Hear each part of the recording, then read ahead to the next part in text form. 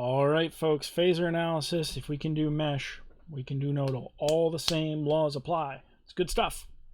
It's good stuff. It means all of that work we did for simpler problems early in the semester means we can extend it to do more complex analysis.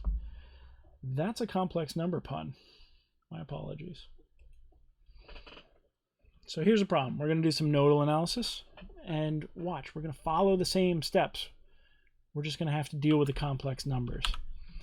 Okay, so identify the non-reference nodes.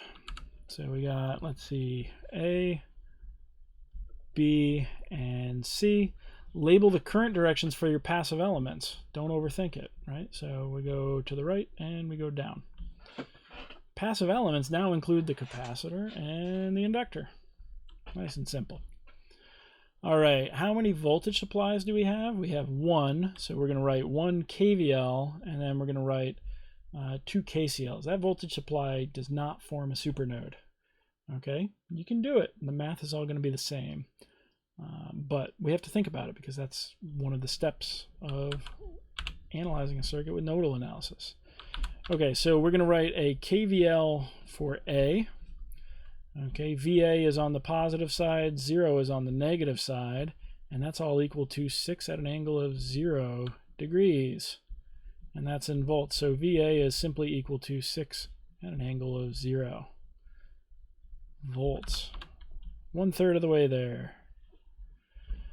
All right, our other 2 kCLs, one of them is going to be at B and one of them is going to be at C, right? So let's write the 1 kCL for B, and we have this current going in, so it's going to be positive VA minus VB, voltage at the tail minus voltage at the tip, over the impedance, which in this case is J2. This current's leaving, it's a constant, so it's going to be minus 4 at an angle of 45 degrees. Okay, this one is leaving, so it's minus VB minus VC over negative J1, and that's all equal to 0. So we've got to do a little bit of algebra. We break it up the same way that we did, but we just got to keep track of these complex numbers now. Okay, so 1 over J2 in front of VA. That's the only thing in front of VA. I'm going to put that in parentheses just to be careful. Okay, in front of VB we have negative 1 over J2, and we have negative 1 over negative J1, so that's going to be plus 1 over J1 in front of VB. Okay, in front of VC we've only got 1, so it's going to be, let's see, those cancel and we get 1 over negative J1. Do you see how easy it would be to screw up a sign? Okay, this moves over to the right-hand side, so it's going to be 4 at an angle of 45 degrees as it moves over. Okay, now I really encourage you to plug this into your calculator and stop thinking about it. A lot of people are going to be tempted to say, hey, that's 1 over negative J1, and it is not. It is not, and you'll get the answer wrong, and you'll crash the airplane, or whatever the mechanical equivalent of that is. So go ahead and plug that into your calculator. But that's the second equation, okay? And I'm going to just leave that to be plugged into my calculator. You know what? Maybe I thought better of that. Dave, be a teacher. Darn it. You should plug it into your calculator too. Ready? Oh, it's all behind my head too. I'll race you. Figure out what that coefficient reduces to. Did I win? Okay, so that reduces to something a little more palatable, certainly easier to plug in your calculator when it comes time. Plus, and this is in the numerator, negative J 0.5 dB. So hopefully you got the same thing. And hopefully we're both right. I love a good argument, so if I got it wrong, tell me, but I don't think I did. 4 at an angle of 45 degrees. Okay, that's in a good form now. We got a bunch of constants. They're complex now. And we got our unknown node voltages. Okay, the last one is the KCL for C. I might start it up here since I have room, and then I'll cut and paste it and bring it down to the bottom just so I can see what's going on. Okay, this current's going in. We've got VB minus VC over negative J1, and then this current is leaving, so we've got negative VC minus 0. I'm going to leave that off over 2, and that's equal to 0. So let's grab this and slide it down here. Slide it down there. Okay, nothing in front of VA. We've only got 1 over negative J1 in front of VB. And then we have negative 1 over negative J1. So let's just call that 1 over positive J1. Minus 1/2 in front of VC. Okay, and that's all equal to 0. So I'm going to play the same game. I'm going to pause.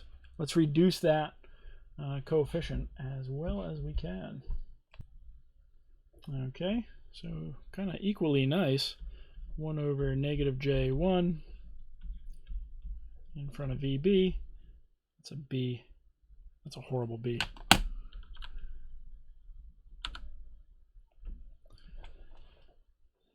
And negative 0.5, there's that negative half there, minus J. I'll put the 1 in there just to be complete, and that's in front of VC. Okay, well that didn't reduce all that much, but it's at least in a more comfortable form for me. Okay, so we've got 3 equations and 3 unknowns. This one has a 0 in front of VA. Watch out for that. I don't want to get tricky. Go ahead and plug those in. I'm going to pause it. I'm going to plug them into my calculator. I want you to do the same thing. Let's compare answers. Okay, so from that system, come on. From that system, I get I1 equals 6 at an angle of 0. Man, I better. Not I1. Nodal, Dave. Nodal. VA equals 6 at an angle of 0 volts. VB equals 12.96. Scroll over here at an angle of negative 79.0. And VC equals 11.59 at an angle of negative 52.5 degrees. Those are both in volts. Okay, so I have VA, I have VB, I have VC. We can go figure out anything else from the circuit, right? What are we looking for? We're looking for V out. V out is equal to, well, VC is on the positive side and ground is on the negative side. So V out is just equal to VC. Okay, come on. So we can bring that down here. See, V out is equal to VC. And that's simple. We don't have to do any additional math for that one. Okay, we can just cut and paste. And it's still above my head. Physically, not like intellectually. Okay, so there's our voltage out. This problem was stated as if it was in the phasor domain, so we can't move back to the time domain with this one. If we knew the frequency, then we could. We can just do the inverse phasor transform on that one. Okay, we can do mesh. We can do nodal. It slices, it dices. There's our answer there. Okay, I'm not sure what's coming next. You're going to find out. We can do superposition, we can do Thevenins, we can do Nortons, we can do source conversions, all of that stuff. We can continue to do that with phasors. So let's leave a cliffhanger. We don't know what's coming next. Let's see what analysis I throw at you. Stay tuned and good luck.